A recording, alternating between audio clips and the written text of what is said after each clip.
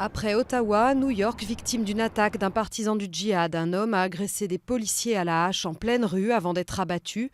L'Américain de 32 ans a publié sur Internet des contenus à l'inclinaison ultra-raciale, dans les contextes à la fois religieux et historiques, selon le Centre américain de surveillance des sites islamistes. La Tunisie affronte aussi la menace djihadiste à la veille des élections de dimanche.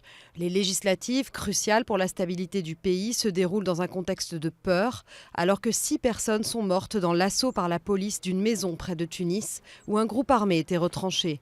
La traque de militants d'Al-Qaïda au Maghreb islamique a fait depuis 2 ans des dizaines de morts dans les rangs des forces tunisiennes. Des renforts policiers à Calais pour tenter d'endiguer l'afflux d'immigrés illégaux qui cherchent à gagner la Grande-Bretagne. La multiplication d'incidents dans le centre-ville et sur les docks et les prises d'assaut de camions traversant la Manche suscitent l'indignation de la population. C'est dans ce contexte explosif que Marine Le Pen vient dénoncer la scandaleuse incurie du gouvernement face à ce fléau, selon elle.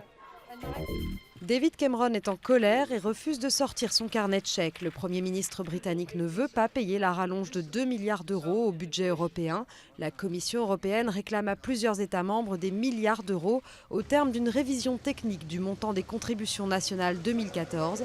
Et la Grande-Bretagne est la plus lourdement taxée. Inacceptable pour Cameron qui juge la facture injustifiée. Sortir de Paris à pied. Un sentier de randonnée propose de découvrir la skyline de Créteil, le port de Gennevilliers ou la butte d'Orgemont. Un itinéraire à retrouver dans le guide La Révolution de Paris, sentier métropolitain.